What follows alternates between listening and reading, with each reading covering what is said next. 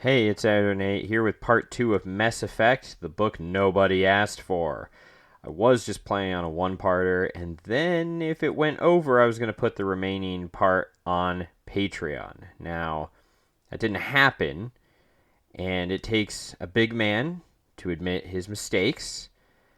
So the reason it didn't happen is all Brandon Sanderson's fault. So if he wants to give me an apology, I will accept it because it takes an even bigger man to accept an apology, and I'm a much bigger man than everyone. That being said, Ben is insistent that Brandon Sanderson's novel is only going to be a one-parter, so guess what went right back on the schedule?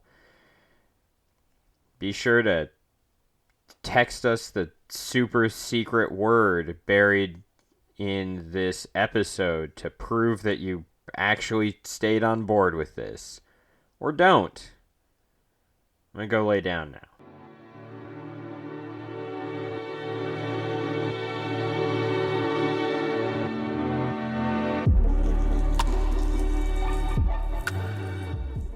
It's words about books. Ben! About books, Nate. Editor Nate sure does think of a lot of shit after the fact, Sure doesn't he? does. Sure does. I started with 90 minutes, and I ended up with 100. Let's talk about that, Ben. Yeah, I take issues with some of your points. Some Let's of the points do it. Editor Nate made. uh, let me read my notes. I'm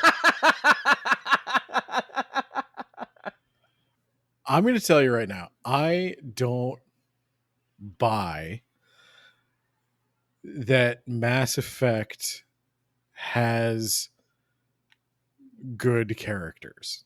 I'm going to throw down that gauntlet, I think. I don't think Mass Effect, like, it seems like maybe Shamus Young, but now I'm hearing this through you, so maybe this isn't his actual point, but like some of what he's saying is like some of the failure of the game is their decision to focus on character development, and like they're mid. Yeah, well, that's just like your opinion, man. To make it the driving force of the games going forward. But it's not. The whole second game is recruiting characters. Okay, I don't remember any of them because are they even in the third game? Some of them. you recruit a huge crew and then they just don't show up for the third one around. Right. So it's not about characters. It's poorly implemented, but it is trying to be about characters. Second and third game. Don't think like you don't like Space Batman, Garrus? Garrus is one of the few I remember. I remember Liara and Rex, and I think I remember the crazy. Was it Jack or something? Yeah. I remember that one, but I'm mostly remembering character design, not anything about the character. Her character design was horrific. Yeah. I don't know, because it seems like a lot of what you were trying to say is that the BioWare decision to be we're the choices company. I forget what they used to say about themselves. Like we're the choices matter company was like. Is that what they said? Something. I knew that they had they had some commercials about you're gonna have to make some hard choices, and the choices in the commercial didn't line up with anything that actually happened in the game. Do you copy? We're under attack! Incoming transmission from Novaria. Colony! Are you there? Okay, requesting immediate aid! Please! Please! Request denied. Setting new course for Caliston.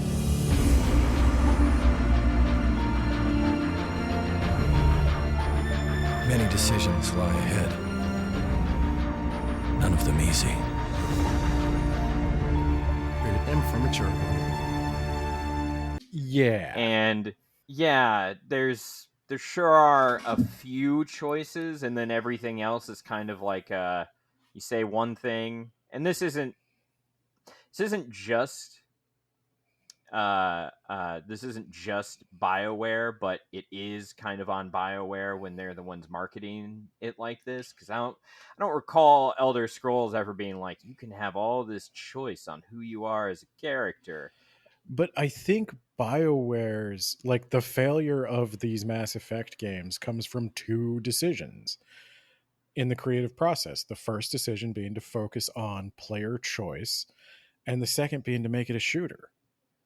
Plenty of RPGs were doing plenty of great character work for a decade prior to So Mass Effect coming out. that's another interesting point because I don't know how to say it. So their shooting mechanics, they're trying to do a shooter and an RPG, and boy was that a tough hybrid. And it actually got more shooter and less RPG as the series went along, and the gameplay was probably better for it. I Because agree with that. the first game was like, okay, here's 4 skill points. Do you want to invest it in this thing, which gives you 0.4 seconds more of your ability and minus 2 seconds on your cooldown, and it doesn't feel like you're really doing anything? Doesn't feel like a meaningful choice.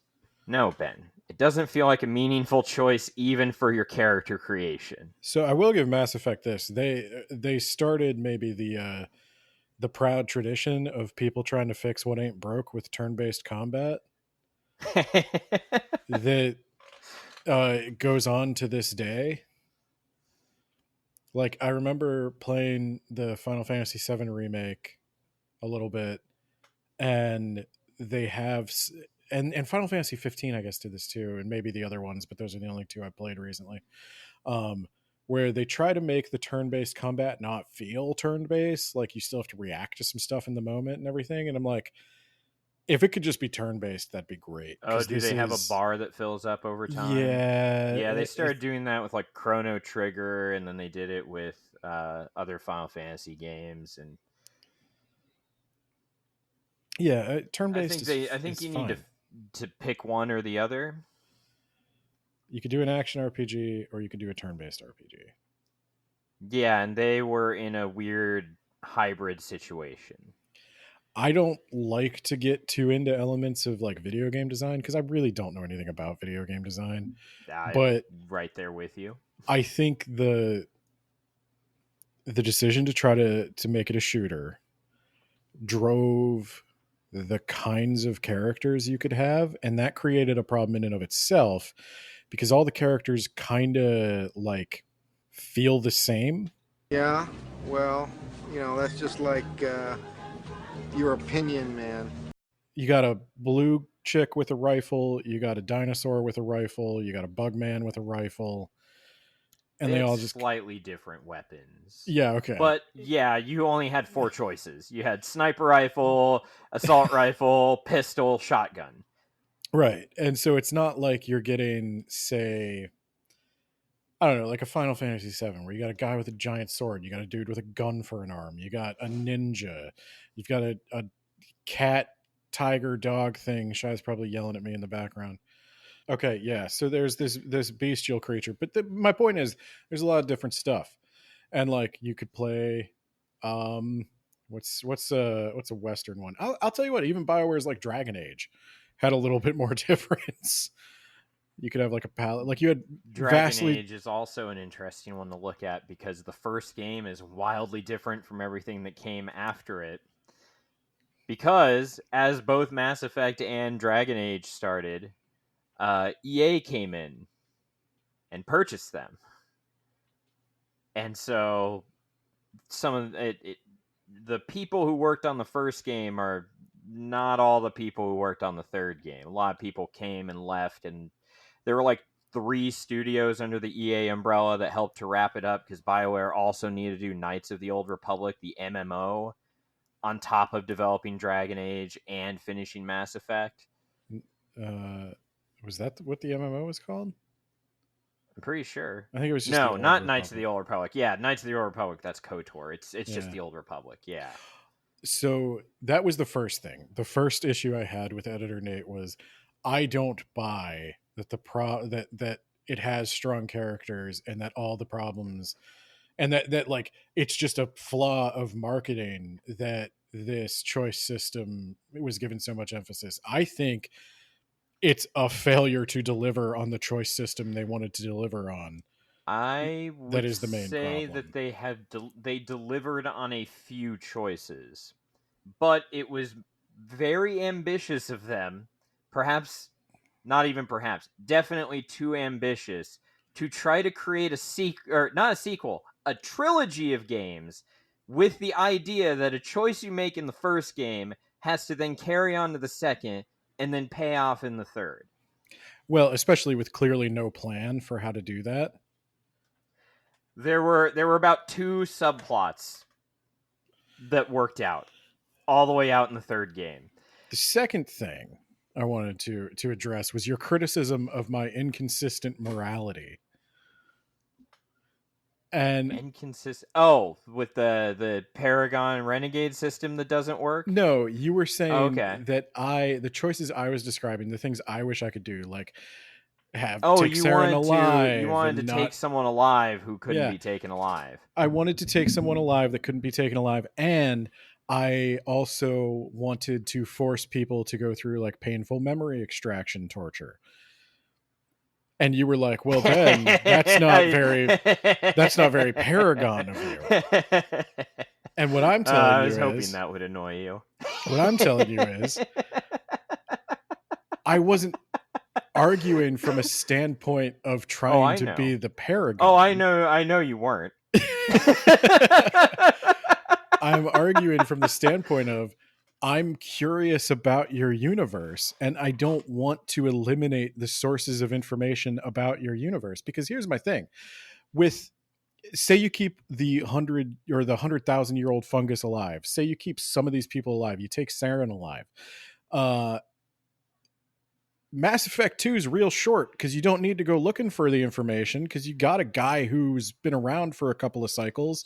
So you got a dude who's talked to a Reaper. You've got plenty of information. So you start with diplomacy and that fails. Does it bother you that you can't take the King of Worms alive or Mankar Cameron alive in Oblivion? Because you have to kill them or just not do the quest. Hey, it's Ed or Nate, and I only brought up Oblivion because Ben brought up Oblivion in our Discord, and maybe I just misunderstood his argument. I think Dragon Age is a much better comparison, and there's a lot of reasons why that game would be a lot better with handling your choices, some of which are game design, and I'm not qualified to talk about, but we do talk about here. The fact that it's one game, it doesn't have to try and carry an entire trilogy, huge advantage.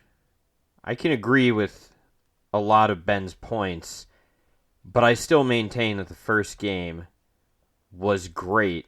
Yeah, well, that's just like your opinion, man. Fuck you, Jeff Bridges. That I have to take the King of Worms alive. I just played this. He's the necromancer big bad in the Wizard Guild quest. That did not bother me very much. He didn't know anything I wanted to know. He's supposedly a 1,000-year-old demigod thing. Oh, by the He's time in I got there, I knew Daggerfall. more about necromancy than he did. Yeah, he was very underwhelming. Especially in the original game, he just looks like an old elf. Yeah, there was nothing super tantalizing about that.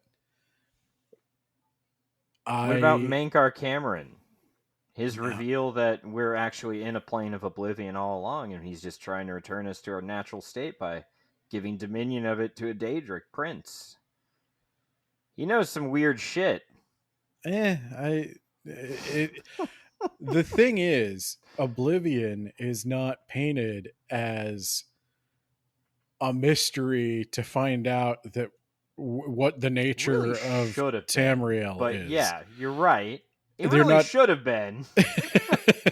With all Like, the shit that they drop on you that I just missed the first time I played the game. Oblivion, like all the Elder Scrolls games. I've told you this before when we talked about the Elder Scrolls book. Thank you very much. You're welcome. I'm We're sure getting there them are all. plenty of Elder Scrolls lore heads out there, but I think the lore is kind of Sucks. lame because it's just an excuse to do some Dungeons and Dragons stuff in a video game.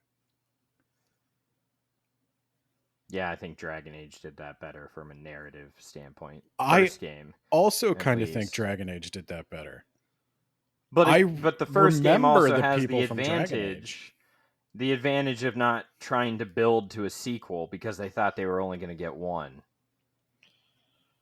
I remember the characters from Dragon Age. I remember that weird little wasn't there some like pixie chick elf or something who like Is there? there's The first some game? I don't remember Which if it was game the we first talking game. about? I don't know. Okay, but I do remember there's a paladin, a blonde guy, right?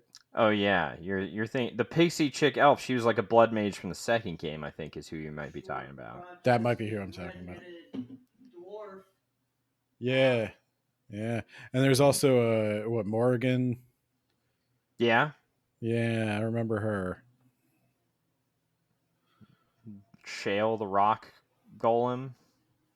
Yeah. Sten the I do remember Qunari. Sten. Yeah. Yeah. No, see, that's character work. I'd agree it's better in Dragon Age. Whatever's going on in But- Mass Effect is just And I would also point out, I'm definitely biased. I love me some space shit, Ben, and I haven't had anything that scratches that itch since this. No Man's Sky was all right. not really trying to do the same thing. No, not at all. Not at all. And I saw the announcement for Starfield, and I was like, oh, I'll wait like a year for them to patch stuff in so it doesn't break my computer. And I haven't heard the best things about it. What about that one? Outer Worlds? Yeah. I did not like. I hate Idiocracy. I think it's a bad movie quoted by idiots. No. I didn't want to play an Idiocracy in space. This is like the one comedy thing we kind of agree on. I also get very sick of people talking about Idiocracy. Yeah, it's painful at this point. But yeah, so those are my two issues. I think Mass Effect was an attempt to implement a very I think what they really thought they had was this choice system that was going to blow everyone away, and you were going to be able to do something in a video game you'd never done before. Oh boy, they actually originally wanted to have a dialogue system where you can interrupt at any time. They scrapped that after the initial trailer because that sounds like it was real hard to implement. Well, it sounds like they just fundamentally didn't understand like decision trees. Yeah, a lot of decision trees, it goes with like you say one thing or you say another thing, the next guy will respond, and then they'll just go to a part that they would have said regardless of your option. I'm genuinely very impressed with Baldur's Gate 3's I am too, actually, system so far. of like choices and stuff. Now that game is I don't know how many gigabytes. Yeah, it is. It It has been what? When did that come out? 23.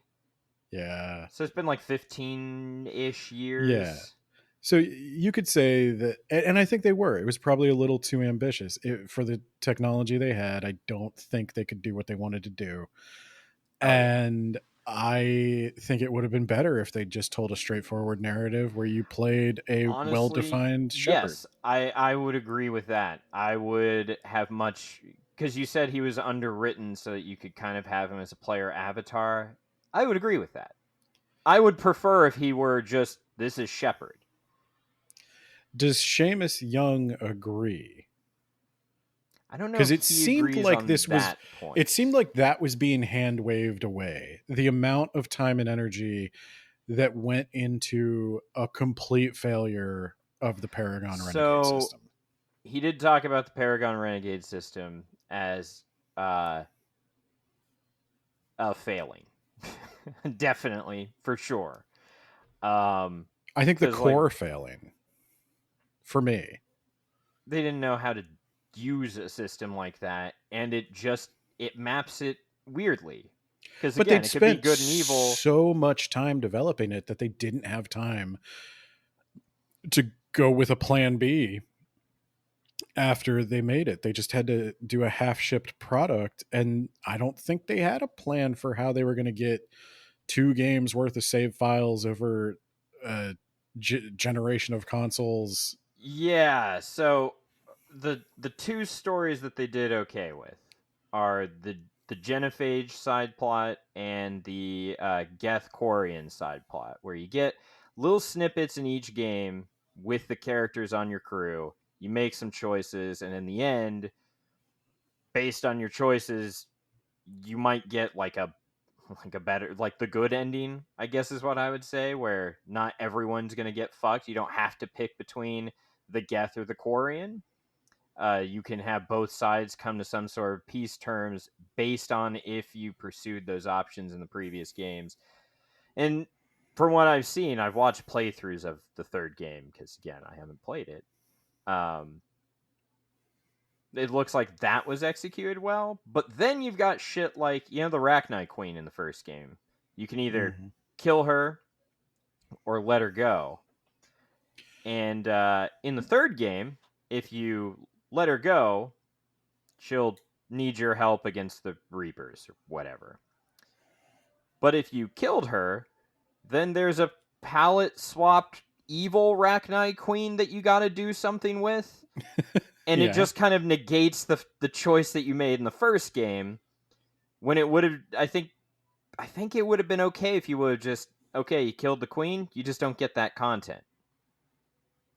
That's fine. That's what we bought into. Yeah. But they do But, that shit a lot. well, they're afraid. And this is a thing that I think a lot of game studios are afraid of. And it's why it's so refreshing when you get something like a Baldur's Gate 3 or an Elden Ring, where they're not afraid to let you skip half the game if you make Yeah. the wrong or the right choices from your perspective. Yeah. That's what I really liked about the first Deus Ex. I missed huge chunks of that game because they were just optional. I didn't realize there was an entire base underneath the streets of New York that I could go to. Just missed that my first playthrough. Oh yeah. No, I mean, I think I know there's like we were playing Baldur's Gate 3 the other night and we found something I'd never seen before. Yeah. And I've played it through. Now it's a You, long you ass can game, but you I've can played it through negotiate with twice. those guys instead of just run in and stealth killing them. I thought you had to kill him.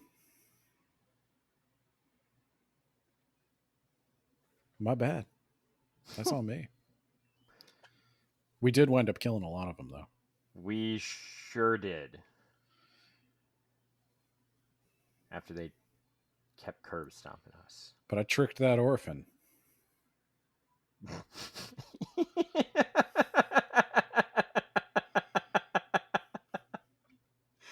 You just kept having him flip that coin. I outlasted him. I was a monk. I have patience. It was very zen of me. He's just like, fine, you know what? Just take the ring. I don't even want it anymore. Free ring.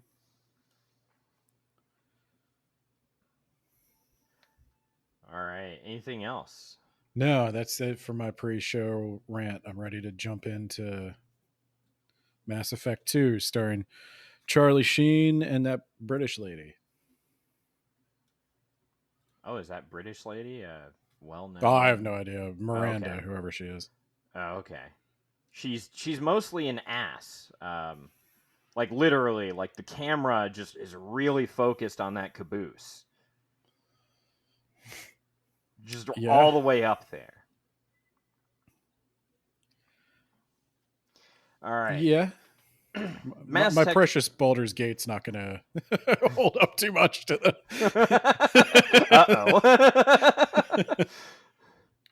So, Mass Effect 2 will preamble. So he has a thought exercise, Ben.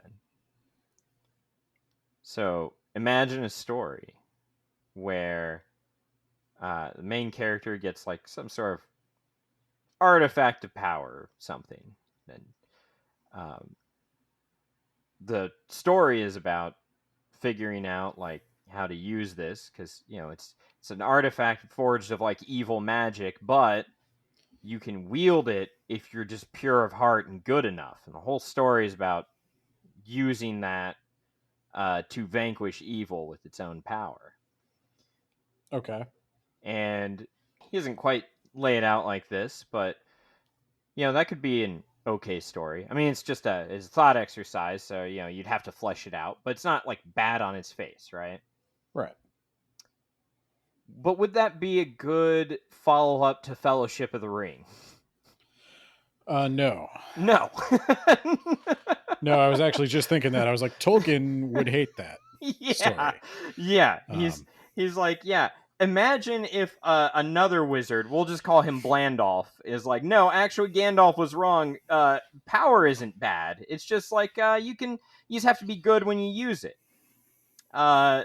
That's how he's trying to frame Mass Effect 2 as both Mass Effect 2 and Mass Effect 1 are harmed by having to pretend that one is the continuation of another. And that's why Andromeda succeeded. Yeah. Because it didn't have to pretend. Man, Andromeda has so many just... Why did they even bring Krogan to the Andromeda Galaxy, Ben? Did they bring people? We don't know, do we? Yes, they brought Krogan. So we came from the Milky Way to Andromeda. Yes. There were like gigantic world ships somehow. And we launched those out of the Milky Way somehow. And also for some reason we brought Krogan, who then rebel. Again? Again! This is why we wouldn't want to bring them. I'm going to get in trouble here again. It seems like it'd be really like, so I've heard, like we'll do the generation ships to get to other stars. I don't know. I mean, I know Andromeda's heading towards us or something, but it seems like it'd pretty far distance. Yeah. Take a while, right?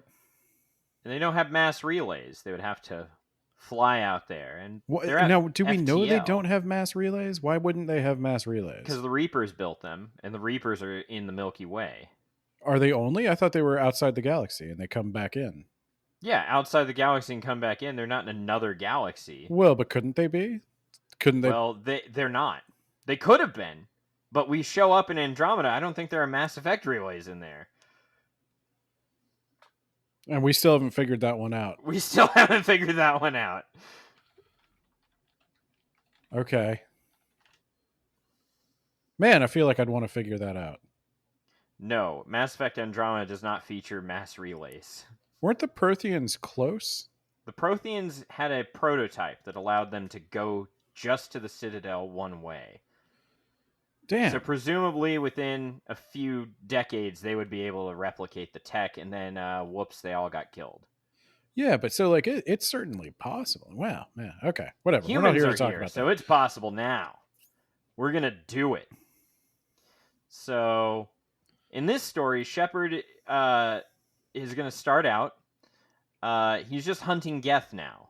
That's his job. He's not looking for knowledge on how to stop the Reapers, those alien gods that will come back in and kill everything. He's hunting down just rogue Geth, because I guess that he's got nothing better to do. Space Trump called him down to DC to pick up trash. There you go. Yeah. And then, out of nowhere, a ship that we find is going to be full of bugmen find them. And they're like, engage the stealth, but they can see them through stealth somehow, Ben. And then Joker flies directly into their laser beam. And and Commander Shepard gets blown out into the vacuum of space. He goes through an atmosphere and he collides with the fucking ground, whatever is left of his body that did just burn up in the atmosphere. You'd have to. Now, this is another one where I don't know the physics. But I would imagine a human body is not going to make it to the surface. I got to imagine you're going to burn up entirely. You see the burn up lines, and Shamus is like, well, okay, there's either two things going on here. One is this is like a stylistic choice. Or two, what the fuck else could it have been? He went through an atmosphere and collided with a planetary body. He's atoms now. There's nothing left to bring back. Yeah. Oh. Yeah. I want somebody to do the math on that. I'm not going to do it right now, but I got to imagine if it's like an Earth-like atmosphere, I got to imagine a human body is not going to make it. Yeah, an asteroid can't make it through. I'm pretty sure a squishy human body isn't making it through. Yeah, because you're mostly water. You're just gonna steam up and. And just prior to this, we're introduced to the Elusive Man, Ben. That's Martin Sheen. Shamus fucking hates the Elusive Man in Cerberus. I laugh every time he starts talking about them. Now, you might be wondering if you haven't played the game, but also you're listening to this, in which case, thank you. Someone has to. You're like, what is Cerberus? Well, Cerberus is an optional side quest, a few side quests in the first game. So, Ben, Cerberus needs to... we need Shepard. He's a hero and a bloody icon, Ben. We've got to bring him back. So we just get a guy that looks like him. That'll be plan B. Could we clone him as a Gola and awaken his ancestral memory? I think that's the only chance we have. Yeah, can we find a tissue sample? No. Did his hairbrush survive the Normandy explosion? Because that's the only way we're getting him back. So, well, you're the scientist in charge, Ben. You've got to bring him back. So here's what we're going to do, right? All right. So, you know those, like, thresher moths? There's, like, 5-story tall insects that spit acid, and they have, like, scythes for hands, and they're just all over the galaxy on just, like, random moons and stuff. And we're going to find out what happens if we lure a group of Marines in with a fake distress signal and feed them to one of those. Gotta imagine they're just gonna die. Well, we can't know for sure. This is about humanity, Ben. What's the experiment here? Humanity. What's the thesis we're testing? What do you think's gonna happen? We're testing how do we protect ourselves against these bugs? If they were to ambush us out of nowhere, how would we defend ourselves? Okay. Question mark. So I presume you have some sort of defense in mind that you're testing. We're hoping that the Marines will just bring weapons with them, and that will be the defense. Like from home? Okay. Yeah, like their standard issue weapons, you know? Okay. But what if those aren't enough? Well, the only way we can know for sure is if we lure them into this trap. So nobody's ever tried this before. You just want to. You're just not. Well, sure. I mean, a lot of people have died to thresher moths before. It's pretty common wherever they're found, and it's like known that you need to take them down with heavy munitions. But so, what's the method here? So we're going to send some people in. The method is lure them in, and then see what happens. Yeah, and then we're going to use that to formulate another. Well, yeah, I'm glad that you asked, because if there are any survivors, we're going to pick them up, and we're just going to start injecting them with thresher maw acid, just right in the veins. Okay. Just right in the veins. So you in? This is for humanity. I get the vibe, like, this is how, like, every doctor at the CDC feels right now. With like RFK in charge. Now, what do you think injecting them with thresher maw acid is going to do? Hurt. Like a lot. I would agree. Yeah, probably. Okay. But we don't know for sure. So we got to test it. You don't want to test it on like an animal? I Or mean, even humans like are animals, like a so piece of metal? this is for humanity. It has to be a human test subject, or we can never get useful What about results. a capuchin monkey? Uh, They're pretty they're not in close. space, so They're I like don't little think it. I people. don't think it counts. They got hopes and dreams.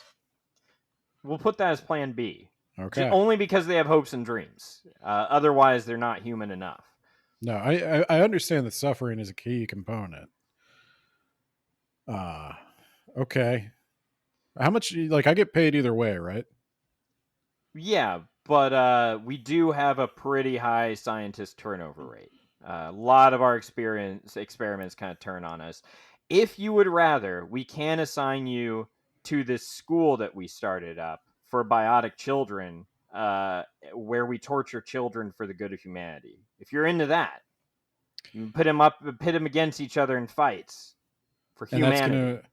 what's the theory on, like what's the mechanism you think there that's gonna trigger their The biotic theory potential? is, what if children killed each other, um, um, with space magic? What do you What if they need did me that? for? We need some expendable bodies on the ground. We have a Uh, very high turnover and mortality rate why do here I at need to be? I'm Cerberus. going on the ground. We could put you on a Dead Reaper, but we haven't heard back from that crew. The last transmission, they said, kind of sounded like insane, and something about all their crew members committing suicide onto some husk spikes. So, like, if this was a horror movie, people would call it implausible. So this is the point he makes. Cerberus, they say they're pro-human terrorists. Uh, Don't they all? Pro-human terrorists, but we're not really terrorists. We're trying to get results when no one else can. But like 90% of their casualties are human. All of their experiments are really stupid, but somehow they rebuild the Normandy, that state-of-the-art stealth ship that's one of a kind that took two governments to work together to build. And they revived a man from the dead who went through an atmosphere and collided with a planet below. So I'm the Cerberus. Could I be the Cerberus scientist in charge of reviving Commander Shepard? Okay, you can, but Miranda will shoot you after the prologue and say that you're a traitor and not allow any questions.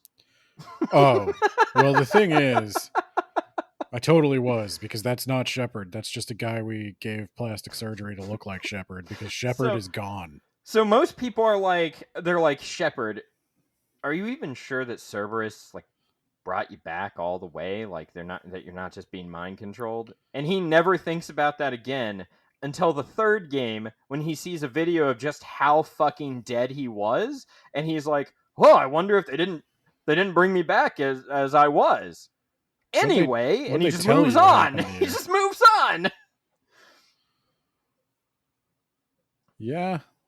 Well, I guess that's the thing. Like, Commander Shepard's a parody. Yeah, he is now for sure. But, like, he didn't have a strong characterization in the first game. Not a very strong. No. He definitely could have been better written, like we said, like you said, especially. And then going into the other games, it's like, yeah, it's basically, it doesn't even really matter if it's the same guy.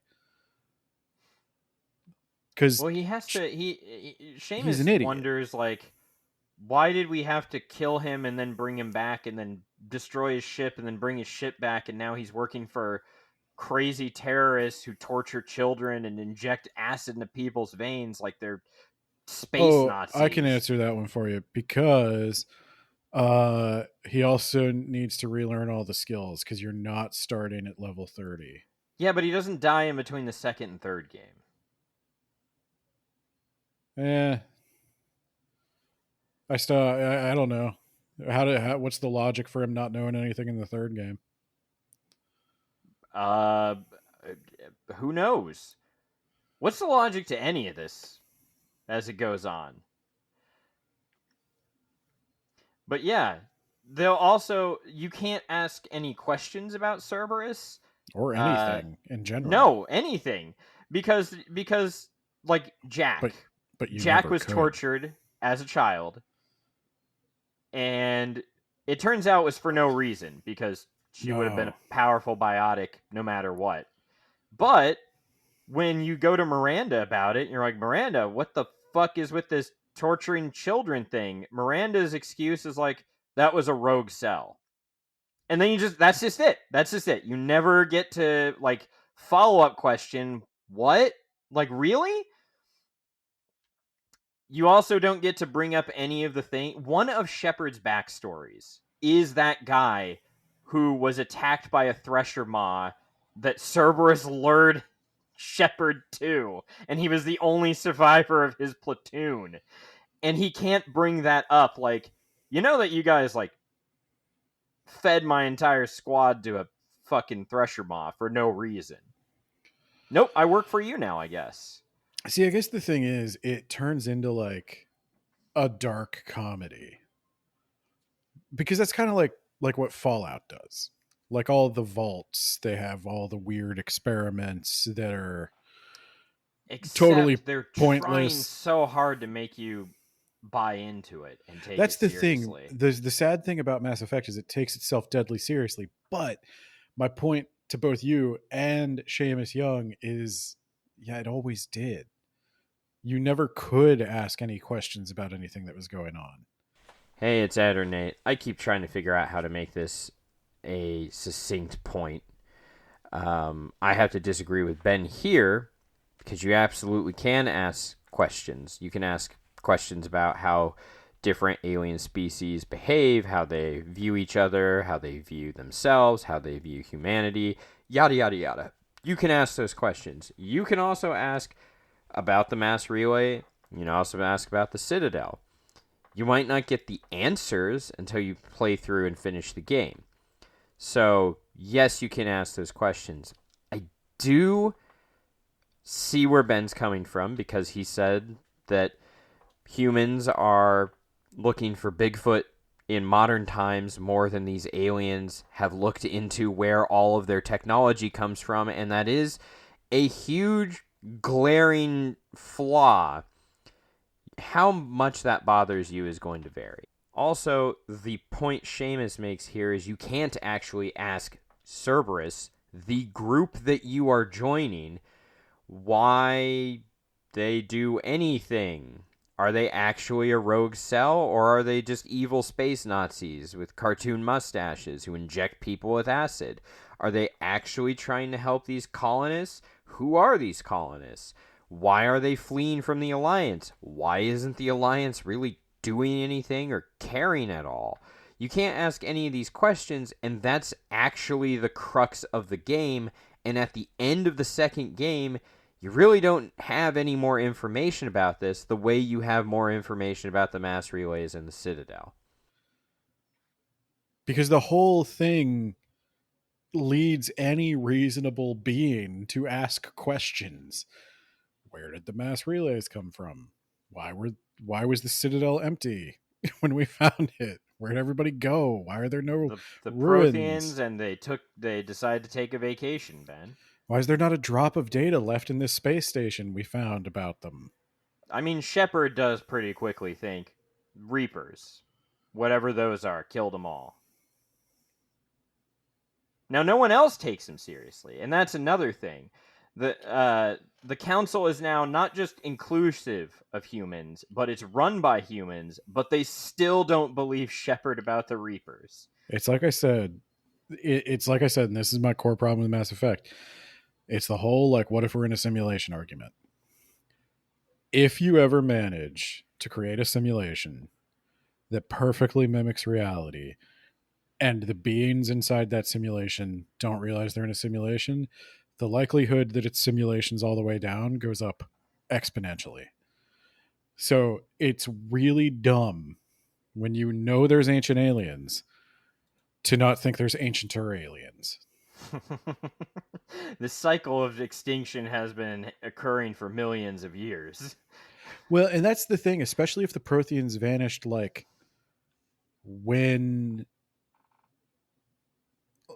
like, within like when the dinosaurs were around or something. Yeah, 50,000 years ago. So 50,000 years is not much time at all. Like on a species scale. I don't know. Like that was the thing. I guess I don't think Mass Effect had all this potential that you and Shamus Young think it had.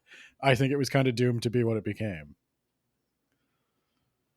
I think it only might be had right. potential in the trailers. But also, shut up, Ben. Okay. Honestly, I was thinking about this a few years ago when I was reading his original post, and I was like, if they just took the Reaper plot and your ancient aliens are gone out, you could do a lot more with the property. It doesn't have to just be now I have to fight machine gods. Yeah. I'm kind of more interested in the stories you could do that don't involve the Reapers, but the Reapers' presence kind of makes it that they have to be the focal point. It's the mistake every franchise makes. You just burn your universe so fast. Like especially if you want to have video games forever, like that's the story. Just let it, like, that's the universe. We're not gonna deal with the Reapers for you're gonna get bits and pieces and crumbs about what they are, but you're not gonna. You might fight one or something, but then we're not gonna kill the Reapers until we're ready to end the franchise. Yeah, because that's the end of the franchise. There's Yeah. nowhere else to go from there. There's no threat bigger than machine god Cthulhu's come back from dark space to cull the universe, Well, to cull the galaxy.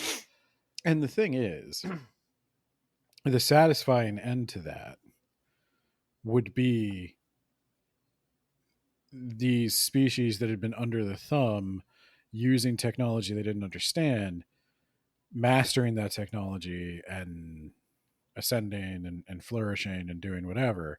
Or if you want to have like the negative ending, they either destroy themselves or they become as predatory as the Reapers did. Or they destroy the Reaper technology and go a different way entirely because their technology was there to force your technological achievements down predictable pathways based on the Reaper technology. Yeah, or you could have like I'm already thinking of like your choices matter, right? There's 3 easy endings. Like we master the technology, red, blue, and green. We beat the Reapers. The middle of the road thing, or maybe even like the most difficult ending to get is like a fusion of sentient organic and Reaper. Oh boy. That's one of the options, Ben. But how you get it's really stupid. Yeah, but the thing is you don't see anything with it. Like you don't experience what that would be. No, like. You don't even come up with the solution. That's the problem. Yeah. The solution is handed to you in the 3rd game, which is a problem of the 2nd game. Which the plot of this game, Ben, human colonists have fled the Alliance, and their colonies are going dark. Turns out the collectors, who were not in the 1st game, have been harvesting entire colonies, Ben. Oh boy. And we know the collectors come out of the Omega Relay, but nobody who tries to go into that relay ever comes back, Ben. Is that why they call it the Omega Relay? It's also next to a mining station called Omega, which looks vaguely like the Citadel, but like worse. And I was like, where did this come from and why? And we're just like, no, that's always been here. Okay. It's almost as scary as Relay 666. Yeah, and the relay's red, Ben, not blue like the other mass relays. So you know it's a big deal. Yeah, that's a clue. Yeah, so Cerberus is the only one working on these human abductions. And over the last 2 years, they've managed to piece together that the collectors maybe are doing it. I don't know. Shepard, we need you to go investigate for us. Okay, bye. Joker and Dr. Chakwas are here with you. They also quit the Alliance to join Cerberus. We're terrorists that everyone views as terrorists, but we're really freedom fighters. But we're also a clandestine organization. But also, we painted our symbol right on the side of our ship. What's the so Cerberus, right? Three-headed Yeah. dog that guards the entrance to Hades. Yeah. Why'd you choose that? Because the car on relay. Or the Charon. Oh, okay. Yeah. An Okay. elusive man said that we need a Cerberus to protect us from aliens or something, and that's where he comes from. Does that mean we're hell? Yes. Earth is hell, Ben. That's kind of what I'm at. Like that's kind of the symbolism here, right? Like Cerberus Elusive protects. man, aka Tim, aka Martin Sheen. He wants to help humanity, or doesn't, and he's It playing sounds like you want to keep us in hell. Yeah. Or maybe I don't, brother. Why is he Hulk Hogan now?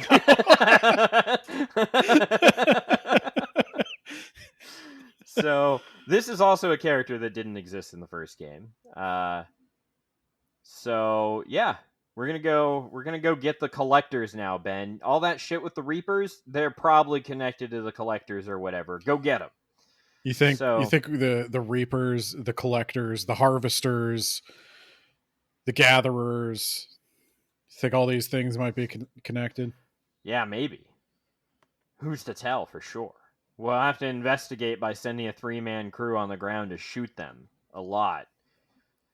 There's a Reaper in this game called Harbinger, and Shamus points out that it's exactly backwards, because the Reapers are supposed to be above us and wouldn't really know us by name or even care about us, and instead Harbinger possesses generic foot soldiers on the ground and says lame one-liners like, "This hurts you," and then you kill him without a second thought and you move on. And he also knows Commander Shepard by name, and he's real interested in humanity because we just kicked so much ass in that first game that he's got to get him some humans. There's some, I don't know if they're still going with like the Lovecraftian mythos. I'm gonna probably mess up this name, but it's like Nyar Lotep or something. Nyar Lotep or something like that. There's one of the like old ones that's actually interested in humanity and takes a humanoid form and talks to Wow. people. Is he fucking lame? Um, Because Harbinger is fucking lame. well, he's kind of like a Harbinger role. Like, he likes to fuck with people. He's kind of like the Satan figure. Like, he makes deals with people. Nyar Lothotep. Okay. Well, a lot of this game is you have to recruit a team, Ben, and then you're going to go through the Jesus. Omega Relay, and you're going to go on a suicide mission, Ben. Why? But, No, I'm not. yeah, Seamus points out, but we're recruiting a team for jobs we don't know that we need.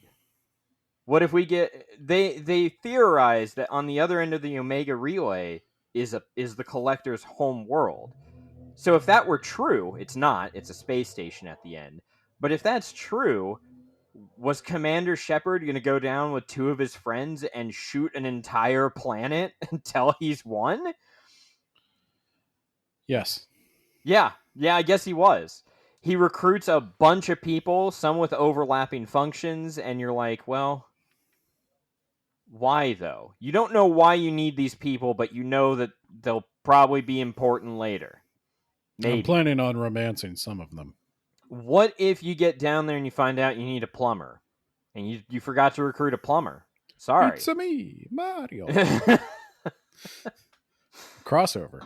There you go. When is Shepard coming to Super Smash Brothers? Never. This is a problem, he says, of assumed empathy because, oh no, they're taking human colonies, Ben, so we have to care. But we never meet any of the colonists except for one guy, and that guy is a jackass. and he's just rude and mean to you, even though you're like, I'm here to like help you, and he's like, well, fuck, we didn't ask for your help. Half my people are all taken away. You guys suck. And it's like, well, I mean, I could just the rest of you could go. And that's supposed to be your stand-in for every single person. You don't talk to anyone. You don't get to know them. You do in the first game, for what that's worth, Ben. You get a problem. You meet the people involved with the problem. You get some lore, and then you decide how you're going to solve this problem and advance to the next problem. Yeah. In this Like, game, I think you in just most, shoot a bunch of bugs. in most RPGs, you have a personal stake in the problem. Yeah, not here. Like, I don't know anything about game design, but a good character hook for an RPG seems to be like, the Joseph Campbell hero's journey. You're like guy that's at kind of a low point in his life, feeling the call to adventure. You want to go out. You want to do that.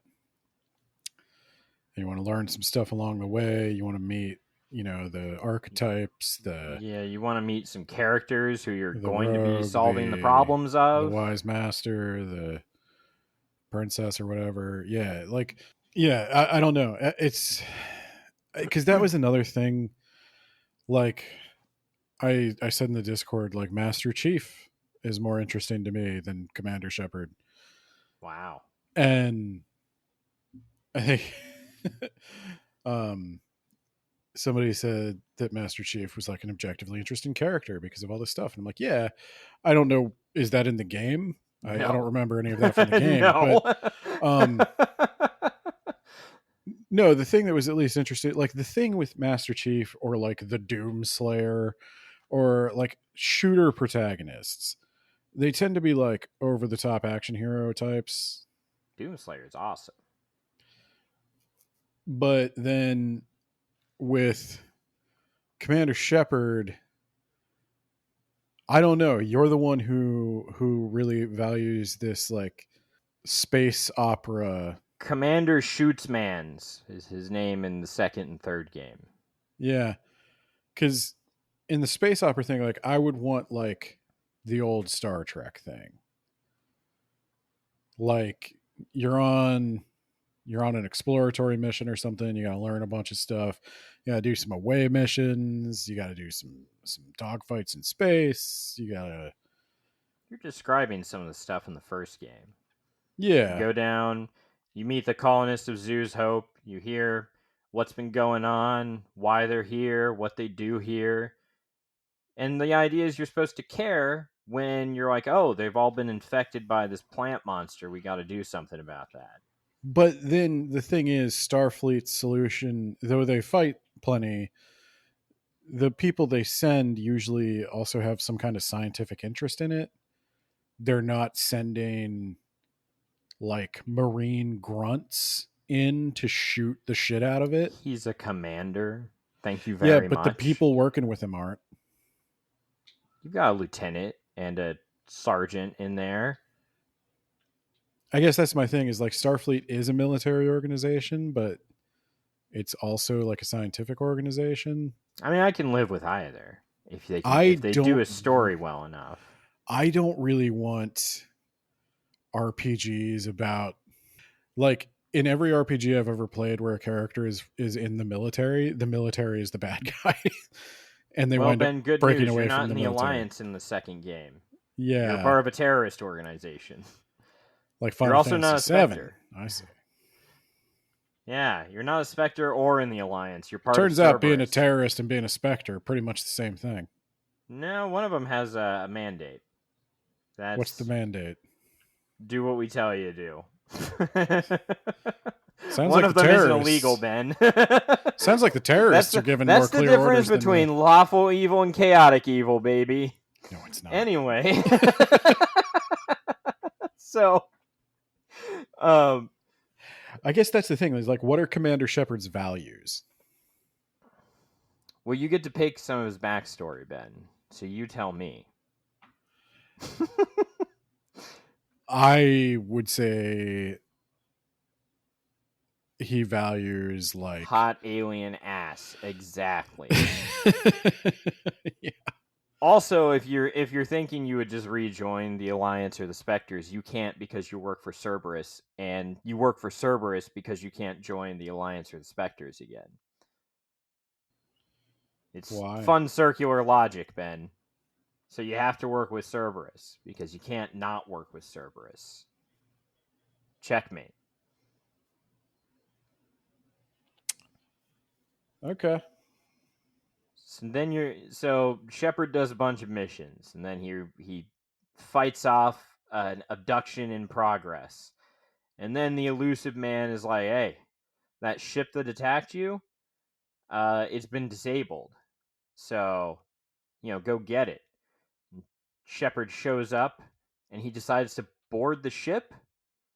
And it turns out the ship wasn't disabled, Ben, and Shepard has to fight his way out. And also, the Protheans were turned into the Collectors. That's just kind of a throwaway line. I remember hearing it the first time, and I do remember going like, "Oh, okay." And They and it didn't quite hit the way I maybe it should have. And then we just moved on. Yeah, I don't So remember that at all actually. yeah, because it's who cares? You're supposed to care, but it doesn't even happen in a cutscene. It's while you're walking around. The AI, oh yeah, Cerberus made an AI. The AI is like, "Yep, turns out they're Protheans," and you're like, "Oh, all right then," and keep moving. And there's any number of ways that this could have gone different. Why didn't you shoot the ship beforehand? Doesn't matter if it's disabled or not. Why didn't the elusive man tell you? He was like, "Oh, well, I didn't want you to give away the fact that you knew by acting out of character." But like, these are the people who literally killed Shepard. Wouldn't he? Wouldn't he be acting like super? Like, wouldn't he have like the most severe case of PTSD? Like the most hypervigilance ever? Whatever. And I also, ha- why didn't the Collectors just jump away when Shepard boarded the ship for whatever reason? I, so did they get Shepard's brain? I mean, they must have. How else would they have gotten him? I have no idea. Also, Liara is now a super secret spy character, badass, instead of a scientist. I just want to throw that in there because I'm just kind of going through this. I'm throwing information at you rapid fire. Okay. You go to a dead Reaper, that's kind of cool. Also, all the Cerberus scientists that were studying this Reaper became husks and killed themselves, and now they're zombie creatures. So that's Yeah, why interesting. not? Then Shepard clicks on the galaxy map after they get this thing called the IFF, which just allows them to go through the Omega Relay. And he clicks on the galaxy map, and and his entire crew just board a shuttle and fly off so that the Collectors can attack his ship and kidnap his crew. He likens this to D&D, where you and your friends are at the table and you're like, "Oh, we can go to that town if you want." And then the DM being like, "Oh, you went to that town? All right, well, you went to that town, and while you're gone, bandits ransacked your camp, and now you just lost your cool sword." And you're like, "Wait, what? I was just talking about..." Nope. That's how that works. You also get to play as Hollow Bones Joker. I You get don't know. By the way, I love that they can rebuild Shepard from atoms, but they can't cure Joker. They can't cure Joker. That's a good point. It's fucking hilarious. I I understand that Joker has a real illness, and I think it was supposed to be like some disability representation and stuff, but um, I don't know. It seems kind of cruel, but It is Cerberus, Ben. I don't know. I don't know if the D&D analogy holds. I do think there's So you click on the galaxy map to see where you want to go next, and automatically you're launched out into a mission that doesn't take place so that they can kidnap your crew. I think that's representative of some of the problems with Mass Effect in general. Is it just Like, the reason it doesn't stick with me is because it doesn't feel like a character I inhabited, that I played. These aren't decisions I made. It's just a theme park ride. Stuff happens, and I react to it. This hurts me, Ben. Harbinger was right. This is cutting right in my heart, brother. Okay. Actually, we don't care about the second game. When does the second game end? Well, they have to go through the Omega Relay now. Do you want to skip to the third game? Because this is taking a while. No, we'll finish it right now. They get Okay. into the collector base at the end. They do a thing called the suicide mission, which he's like, not a terrible idea, but probably should have been the, part 3 ending. Because a lot of your crew can just die here. And then what do you do? No, I'm probably going to get a new crew in the third one, so who cares? They'll show up later, maybe. Or they won't. And then they have to have a stand-in. Anyway, they get inside the collector base. They see a bunch of empty pods where they store their human subjects. And one of the crew members is like, there's way too many pods here for just the Terminus system. And someone else is like, they're going after Earth. That's a lot of assumptions. And he points out, that's also a stupid fucking plan. Because they only have one ship, seemingly. It's just the same ship over and over again. And they would have to fight the Alliance military to get all of Earth. Also, their plan is to slurry humans into a blender and create a human Reaper, which looks like a Terminator with 3 eyes. I don't remember this at all. And they're like, oh my god, it's a human Reaper? ? And it's going to take millions or billions of humans to create? And like, what's the plan here? Like, I don't understand. If you make another Reaper, you're just back to square one? What are Reapers, I guess, then? Cthulhu monsters. Would They were then, made of robots. then Robot why Cthulhu. what would it mean for a Reaper to be human? I have no fucking clue. They're made out of humans? ? Like it's one of those Reaper ships that's just like made out of human flesh? Maybe it's the core, and the core is a robot Terminator that's made of metal, but also maybe it's like human flesh in there, and you'd stick that inside the Cthulhu? ? It's dumb. And I know for spiritual reasons you want to use the whole animal, but like couldn't you just like take a gene sample and like grow No. a custom You Reaper gotta human? You gotta slurry the entire human race. And it's really fortunate for them that a bunch of humans decided that they wanted to get away from the Alliance. Yes.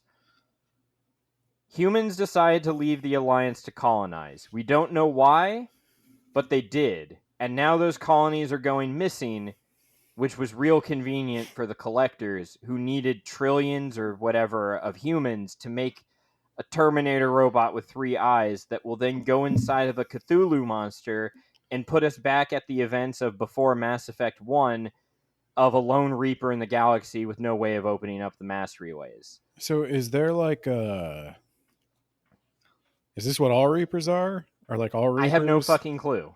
I have no idea how this fits into anything. And also, you kill it, and then you can choose on if you want to blow up the base or sterilize the base.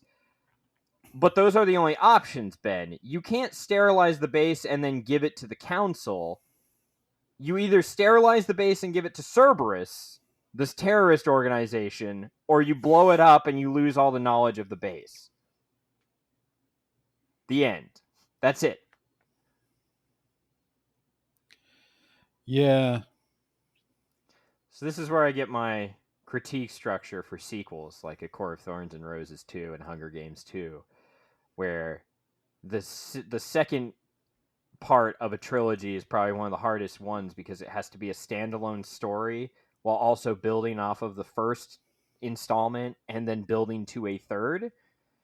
The end of this story is that Shepard is still looking for a way to stop the Reapers because he spent this entire story fighting Bugmen. A lesser threat, I should say. Bugmen abducting human colonists that nobody seems to care about.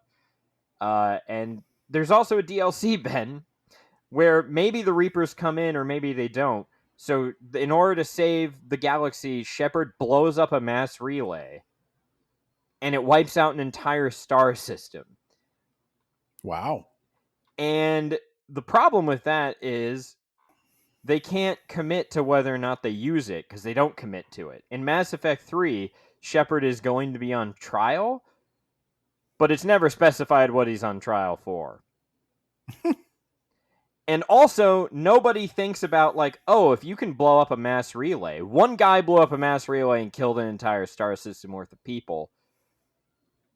Can we do that? Is that a thing that we could have done all along? That's kind of a problem.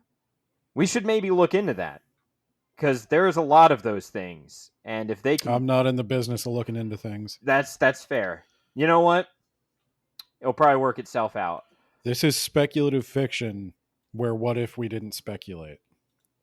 So, Mass Effect 3, Shepard's on trial, Ben. He's also part of the Alliance again, and not part of Cerberus. But I don't think he's a Spectre, so he's just the Alliance. Otherwise, he Anyway, wouldn't be on trial because the Spectre can do whatever the hell they want. there you go. And so the Alliance is like, hey, we need your help with the Reapers. And that's when the Reapers invade. So the whole point is you needed to stop the Reapers from coming back. Apparently, they could have just flown back in a few years. It really makes Sovereign look like an idiot in retrospect, because why did he attack the Citadel if he could have just waited 5 years or whatever, and we're in. Okay. He points out that that was the biggest hurdle the Reapers needed to overcome. How do we get back into the galaxy? And they overcame that off screen in between the second and third game, because we gotta take back Earth, Ben. Yeah, I think I just keep going back to Yeah, you don't like Mass Effect, Well, but you still have to listen to it, Ben. I just don't know where. Like, it sounds like Shamus Young's problem is he watched the Mass Effect trailer, and Mass Effect was never what he wanted it to be in any way, shape, or form. But like, it had potential. Like the idea of like this, like basically, he's like, this is salvageable, and I'm mad that they didn't salvage it. No, he thinks that the second and third game don't follow from the first. And so it either needed to have a first game that was entirely different, which wouldn't have been for him, or needed to have a completely different second and third game, which he says has moved from more details first to drama first. I don't know that I agree that the first game is details first. I'm willing to fight you. Hey, it's Editor Nate again, and I just have to point out that Ben doesn't, remember anything about the game. It's blocked out of your mind. So what we need to do to settle this debate is get on the stream. Let's play 20 hours of Mass Effect and then read the first 200 pages of Mass Effect, just covering, the first game, and we'll just see what you think, Ben. Like, the second game is obviously just, here's a bunch of shit we threw at the wall. Like, they don't care about the story anymore. They don't care about consistency. They're just trying to come up with like cool fights and whatever, and cool characters, or cool character designs, I should say. And now it's the third game, and they really don't give a shit about the story. The choice system has been an abject failure. The whole thing they wanted to do with this game did not pan out whatsoever. And they're just like, let's get it over with. Let's be done now. He does get the sense that the writer of the third game did not like or care about what happened in the first game and didn't want to write about the Reapers, because you spend a lot of time shooting Space Marines from Cerberus, who are the bad guys in this one. Because I would say, like, how many years? It's over a decade Baldur's Gate 3 took, right? And Baldur's Gate 3 also has 3 acts.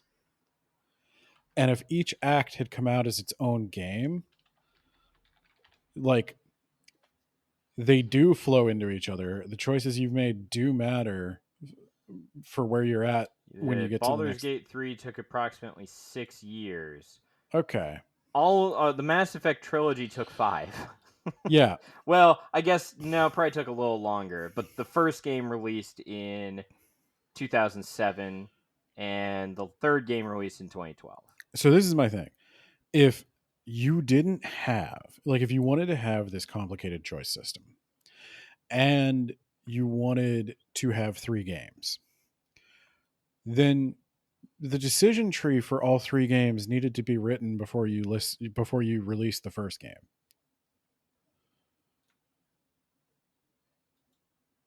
Like, you either needed to have a way for certain elements of the story to dynamically interact so that you didn't wind up with, like, I don't know, several million possible game states by the end of the third game, or you needed to, like, limit it and be tightly focused. But it's like with the Star Wars movies, like, the one thing you can't do is wing it.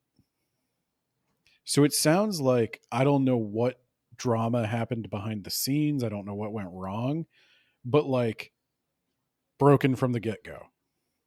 When the choice His system, argument would be that the first game laid out a framework for the next 2 to follow. that's not, but if they didn't have the next 2 games written, they shouldn't have released the first one as, it should have been a standalone. And I think it would have been tighter as a standalone because Dragon Age was a lot tighter. Yeah, instead of doing a trilogy, they should have done, like, sequels. And I could Because live with that. You As long can't. as sequels were my space opera. I don't get, Ben. Well, I think the problem is you don't get an end. What are you talking about, Ben? You can get a blue, a red, or a green ending.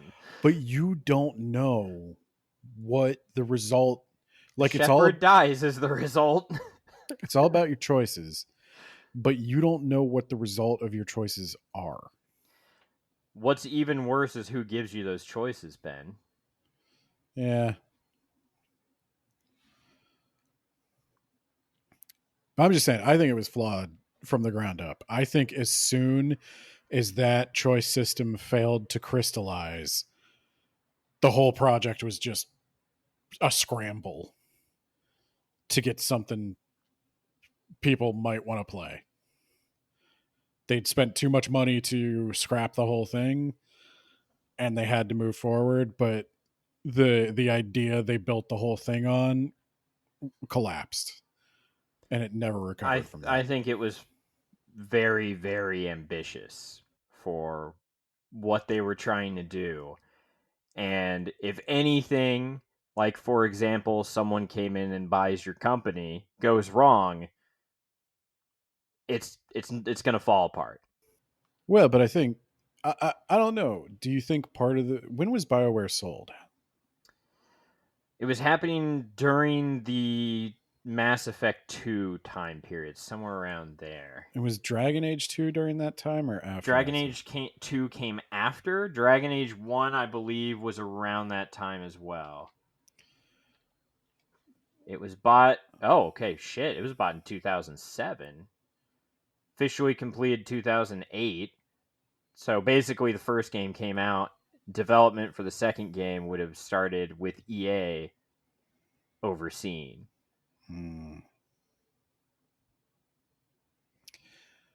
Yeah. Yeah, I don't know. There's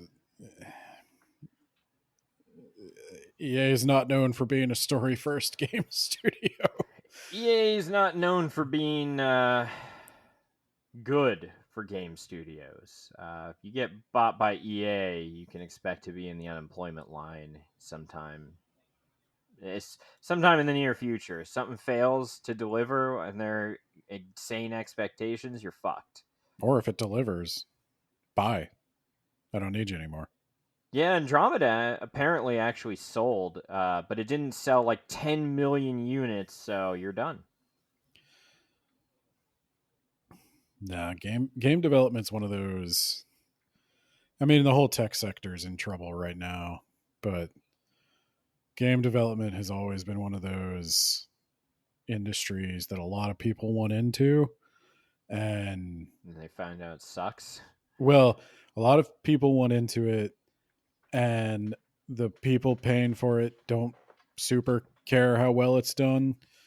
And it just leads to this turnover because, like, there's always a guy willing to do whatever it takes to replace you. Like, there's always some young kid who's Yeah. qualified and is willing to work 18 hours a day, 7 days a week, just to say he was part of it. And that's why I went straight from school into the most boring industries I could get into. They pay well, the hours are good. Yeah. Sometimes. But yeah, no, you want boring. Well, Ben, we've gone from your choices matter in the advertising to we fight or we die. Okay. Seamus made me laugh. He said, "We fight, then we die." Yeah, I was gonna say I we're think you gonna die no fight matter first, what. and then we can do both of these things, and we will. So, Yeah. Mass Effect 1 was a story about multi, what do you say, racial? Multi-species group saving a galaxy full of humans and aliens from super aliens. Mass Effect 3 is a story about humans fighting other humans to save humans on Earth from humans, and sometimes elder gods show up, occasionally. He says a story about an apathetic galaxy that doesn't want or deserve to be saved, getting wiped clean by drooling idiots. Because as you know, Ben, the Reaper's final job is to prevent humans or prevent aliens from creating synthetic machines to wipe them out. So they're gonna do it. Yeah, it's not great. He points out that actually runs counter to the themes of the story, where the Geth had done nothing but try to make peace with their Quarian masters. Even when they're getting killed, they only really retaliate when they're completely backed up against a wall. Also, the AI gets a sexy body and gets together with Joker. She doesn't want to wipe him out. I mean, in a very specific sense, if you know what I mean. But we've never seen any AI actually rise up and kill all sentient life other than the Reapers. And the Geth in the first game who were influenced by the Reapers directly. It's only them. They're the only ones, Ben. You ever think maybe they're just lying? Like the I hope Reapers are they just are. lying? I hope they are. Because that's just fucking stupid if not. You know why we come kill you every 50,000 years? It's fun. I thought, like, you know what? I'm sitting in the void of space, waiting 50,000 years for sentient life to evolve. I'm thinking this time we make a smoothie out of it. Haven't done that before. Yeah, See what happens. Let's turn it into a Terminator robot. That's science. We don't have one of those. That's science. What if we feed them to a giant thresher mod? Yeah, like, what if we make a human smoothie? I don't know what's going to happen. I've never done it before. So a kid dies, Ben, as they're fleeing from Earth, and that kid will show up in dream sequences that are bad. Often.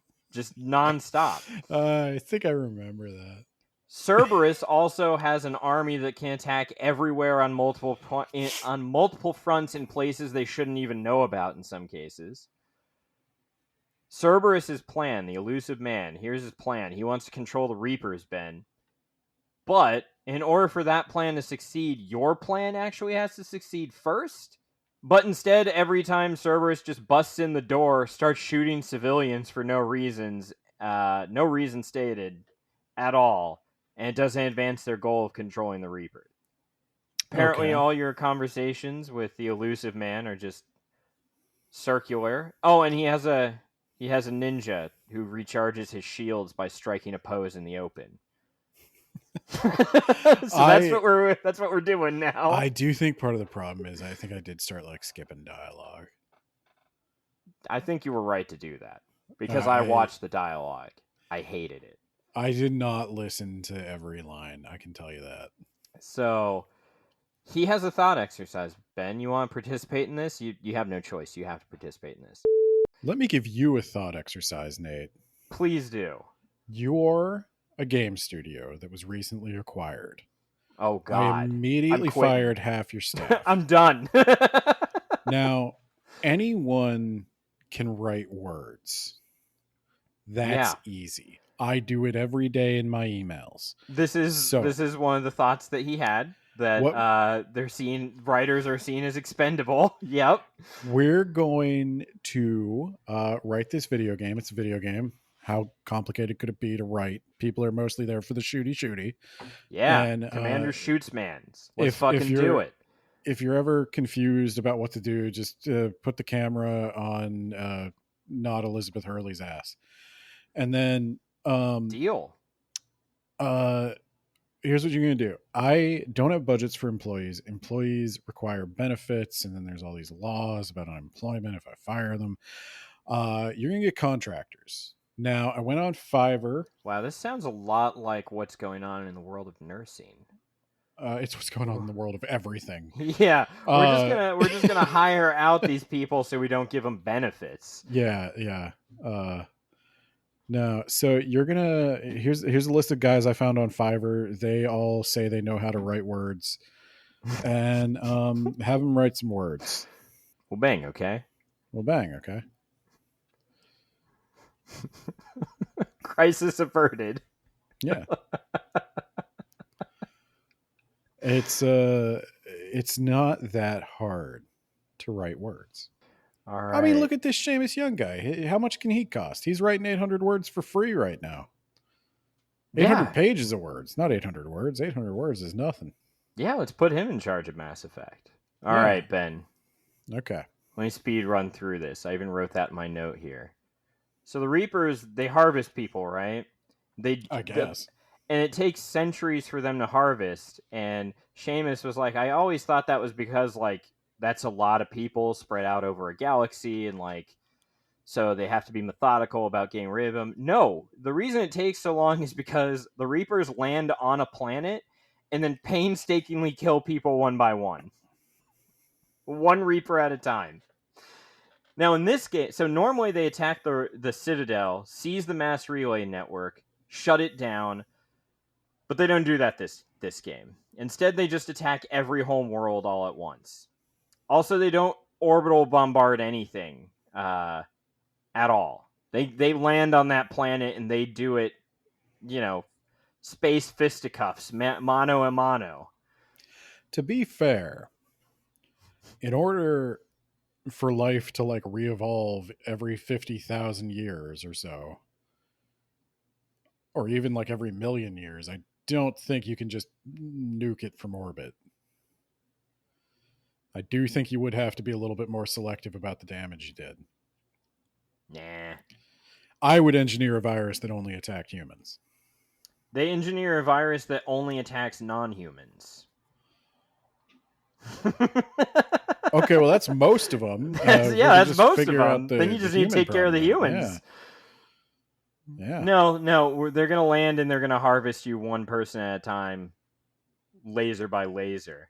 Good so luck, Shepard's going to run to Mars. Try to this run is in where a zigzag information pattern. On the Crucible is, Ben. What's the Crucible? Shut up. We just need it. And also Cerberus is here, and they want that info, and they're shooting scientists, and also they're going to delete the data so that no one else can use it, ? See, Cerberus made another AI, which is something that you're not supposed to be able to do so easily, but they did it effortlessly twice. And this AI was inside of a robot scientist body who has high heels all the time.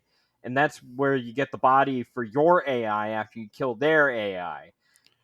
So then after that, you go to the Turian homeworld and you try to find a Primarch, but he's dead, so you get his son instead. And he's like, hey, the Turians will help you retake Earth, even though our homeworld is being killed.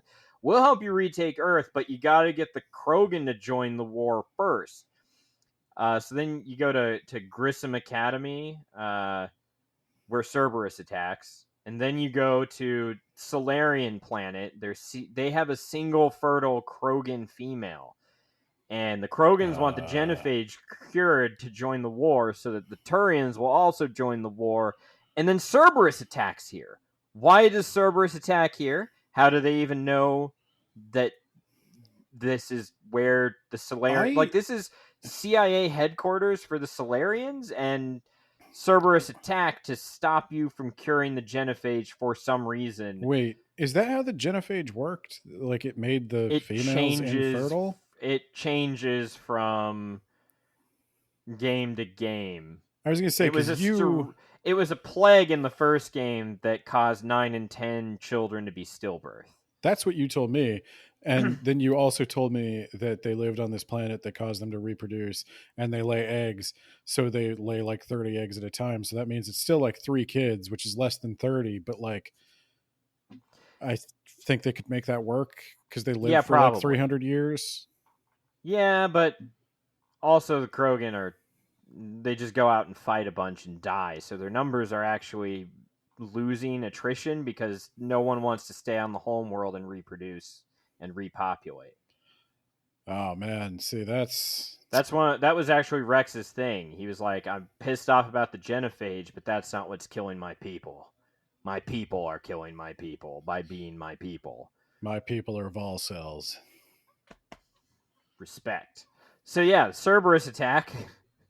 And Shamus is like, it's really weird because the setting already established an omnipresent foe with limitless resources and an excuse to attack anywhere the plot requires. They're called Reapers, but they just keep doing Cerberus.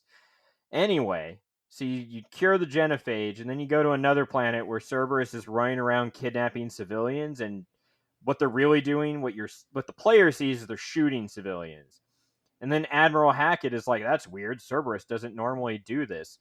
And Shamus hated that because that's all we see them do. Anyway, you know... Do we have to exchange Christmas gifts this year? Yes.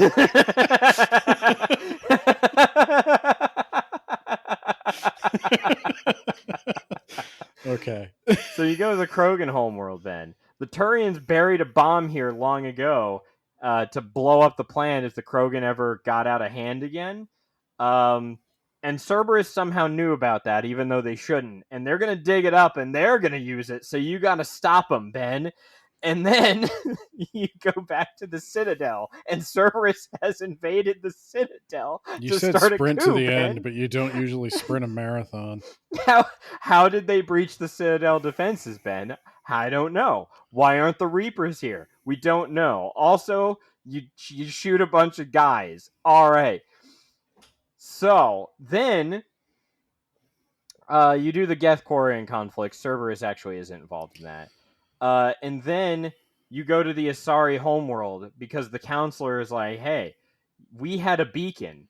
That thing that you got exposed to in the first game? We've had that for thousands of years. And also, apparently, the Protheans knew the Asari when they were, like, in the Stone Age or maybe an agrarian society. But they never told them about the fact they were getting systematically wiped out by a machine race because those two events actually overlap. Well, you don't want to, like, worry them. Yeah, you'll probably be fine.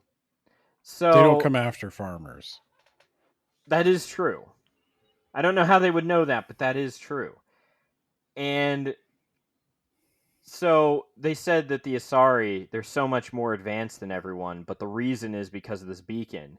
And so a lot of questions come up like, I don't see the Asari being more advanced. What do you mean? And also, like, they live to be 1,000 years. They should be more advanced than everyone. No, I think everybody's pretty much the same thing. You get an assault rifle, a pistol, a sniper rifle. And a shotgun. Don't dare forget the shotgun. That's my weapon of choice, baby. Yeah, so everybody gets one of those, and I think you get like one special thing you can do. Yeah, so anyway, this beacon, Ben, they've been studying it for thousands of years, and they never learned about the Reapers, even though that's the one thing the beacon is designed to do, is to warn you about that. I had my suspicions that the Asari were kind of stupid. They decided to hide it, Ben, so that no one can be exposed to it. They hide it inside of a statue of an old god that they used to worship inside of a church that has secret government funding that everyone knows about? Shamus has a lot of questions here. I'll just save you, Ben. I'll spare you. That contractor was working too hard. He was like, who showed up on the first day that church opened with like the CIA goes to your church and gives you a statue of Zeus and is like, did no one go near that statue? Okay, bye. All right. Okay. So then Cerberus takes the beacon, and then James, who I don't talk about because I don't care, I don't really know him, is like, why don't we hit Cerberus where they live? And then someone's like, oh, that was an option all along? Oh shit. Where do they live? I thought that they had like a secret base somewhere. We know where they're at, and it turns out they do. And so you go there to the Cerberus base and you kill them. But not Martin Sheen. Martin Sheen. So you're making the Crucible off screen, Ben. It turns out the Crucible is an artifact that has been built from every previous civilization. They build a part of it, and then they bury the plans and die, and then the next civilization adds a part to it, and they bury it. It sounds like they're trying to like resurrect the theme from the first one of the Parthians doing the thing and like passing it forward. Shamus is talking about like imagine you've got like a trigger guard. You don't know what this thing is, but you built it, and you hide the plans away, and then the next species you're like a trigger guard. I don't know what this thing is, but I feel like there needs to be a magazine. All right, I'm dead now. Oh, the next one. I feel like we need something like to grip onto, you know? Like let's do that. I'm not a gun guy. I don't know what the fuck I'm doing, but he was better at it than I. But eventually, just cycle after cycle, eventually you built a gun. But then you're pointing to something. You're like, we need the catalyst. I don't know what that is. Something goes inside of here. And then you meet the Reapers, who are embodied as a holographic child.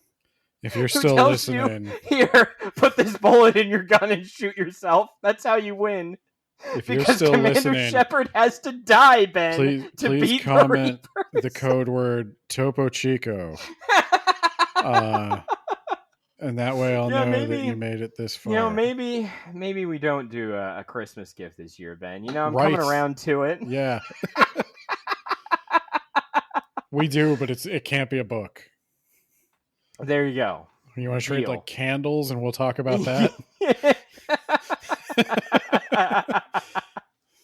And the ending is you pick one of three endings. You either blow up the mass relays, which, as you saw in the DLC, kills everyone, or one of the endings is you control the Reapers, or the third ending is you synthesize, where all synthetic and organic beings become part synthetic, part organic. How does a Geth become part organic? I don't know. Maybe they like grow some meat. And that's the end, Ben. Yeah, I kind of remember that. I think I chose the middle one. I think I chose like everybody becomes like the same shit. But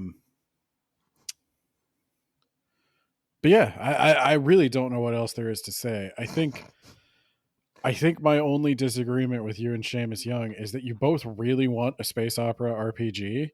Yeah, we do. And I feel like Mass Effect was the closest you ever got to what you wanted. But it wasn't really anywhere near what you wanted. There was enough of what I wanted in the first game. I enjoyed the first game a lot.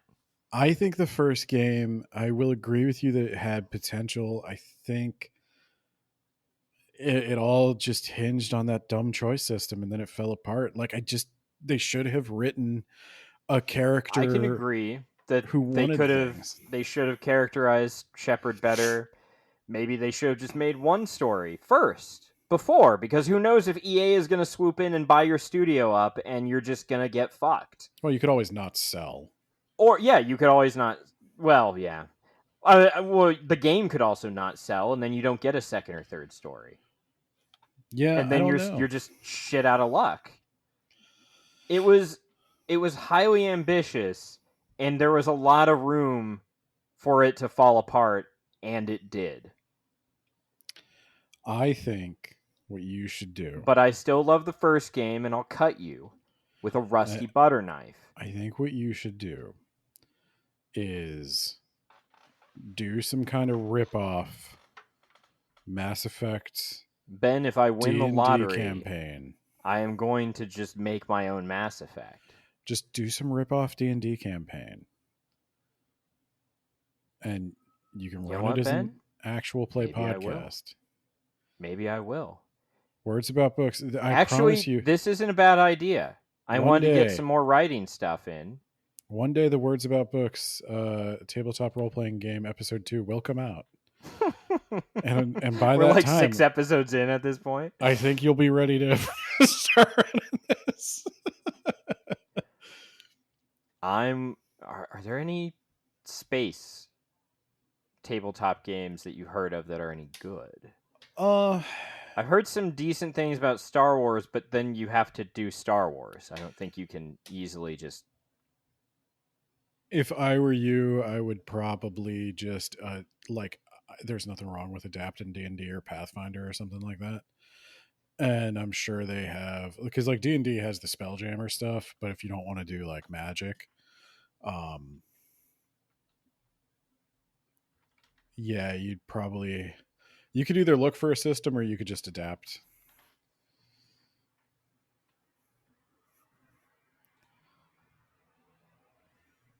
But you got to be careful in adapting. You got to figure out what you want your classes to be, and you don't want it all to look the same, and you don't want everybody to have to choose the same 4 weapons. And you're going to have 6 classes. The one that's straight biotic, one that's straight tech, one that's straight military man, and then you have mixtures of those: a biotic tech, a biotic shooter guy, and a tech shooter guy. There you go. I think the way like D&D would do it is, so you have your 6 attributes, like your strength, dexterity, charisma, intelligence, wisdom. And you have high magic, medium magic, low magic. And anyone also has any recommendations for any sort of space game? Yeah. Well, the way you design classes is like you pick like a core stat, and then you make like a martial hybrid and a more intellectual or like scholarly one. So you've got like, I don't know, like sorcerer, wizard,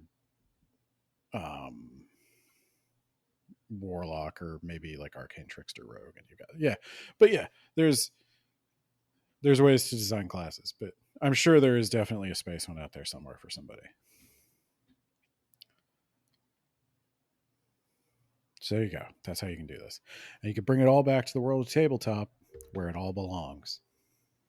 It is a lot easier to adapt because then you could do any number of things and your choices can matter. Or you can just download yourself Claude and you can start vibe coding your own Mass Effect. Yeah. I heard that's a great way to do anything. It's going to be replacing me any day now. I'm going to be broke, and I'm going to have to rely on our patrons to fully support my lifestyle. You can list them in post because I've been here for 2 hours now. I will do that. Okay. Well, I accomplished my goal of the entire podcast, which was to make people listen to me talk about wrestling and Mass Effect, and I think I'm done. Wrestling was more fun. I would agree with that. Yeah. People liked it when you talked about wrestling. Yeah, people don't like Mass Effect, except for me. And then only one of them. Yeah. Well, we'll see what happens at Christmas this year.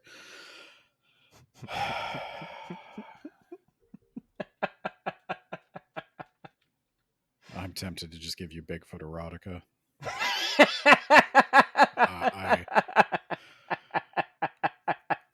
Like half my brain wants a truce and half my brain wants to just see how deep this hole can go.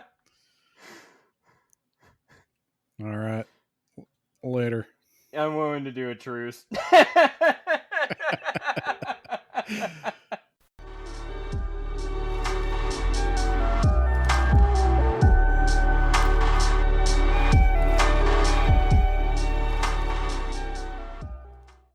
John Bierce, a real author. You check out The Mage Errant and the... I swear to God, if my phone goes off again, I'm going to break things. John Bierce, Mage Errant, The Rack, The City That Would Eat the World, also has a patron.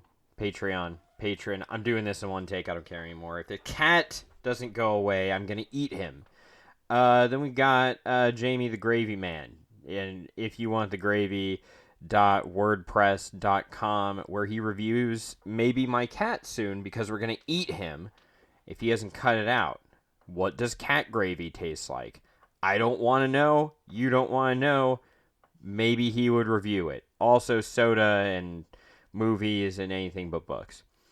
Brad, Isekai Sensei Sama, from That Time I Got Reincarnated in the Same World, as an anime podcast.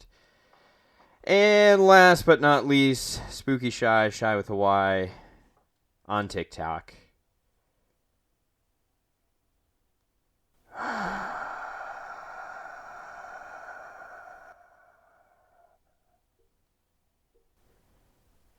You know, you ask, like, if something can be done, but you never stop and wonder if it should be done.